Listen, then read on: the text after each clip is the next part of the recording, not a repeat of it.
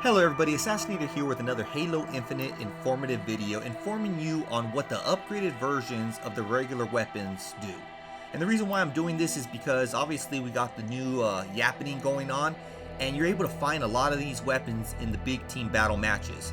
And so I've had quite a few people ask me, and I actually wasn't even sure on some of these, what they actually did different than the basic version. So let's go ahead and get started so you go ahead and check these weapons out for yourself in big team battle, since I think we only got about a week left in this mode.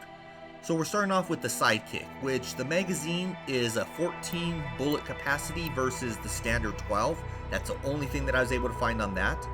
The AR actually has a smaller magazine of only 25 rounds, but is a more powerful shot. Then we got the commando.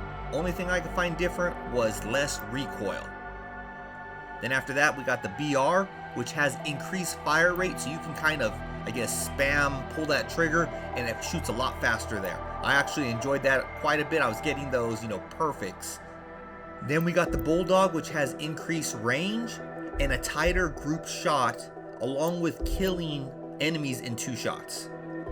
Then we got the Sniper Rifle, which has a faster rate of fire.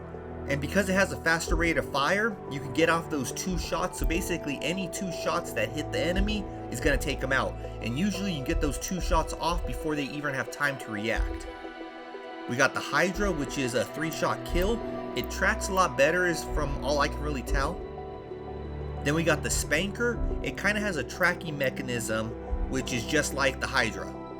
Moving on to what I consider the Covenant weapons. So we have the Needler, which has a firing rate that has been increased, along with the number of needles it can shoot before reload.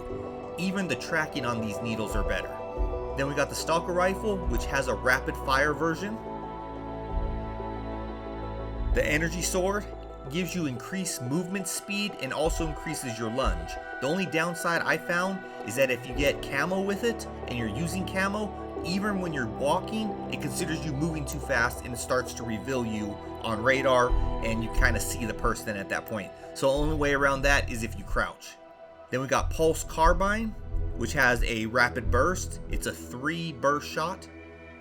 Then the Brute and Banish weapons. The first one is Gravity Hammer, which sends out a damage ripple. That's what I'll go ahead and call that. It's kind of like a wave.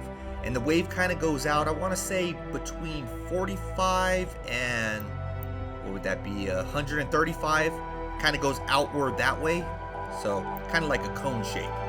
And because the ripple travels, it has a further distance for killing the enemies. Then we got the Skewer, which explodes on impact, and that can also damage surrounding enemies that are next to that explosion. This is great for taking out the higher armored vehicles that usually require more than one Skewer shot. The Ravager, I didn't really see very much of a difference other than, what you shoot out bounces a lot more. It does look like you can kind of bounce a projectile off the wall to get someone who's hidden behind, when they're sitting in cover.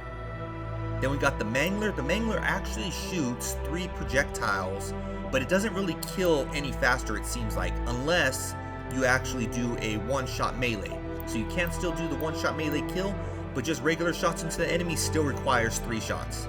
Then we got the Disruptor. Each shot gives an extra burst of shock damage.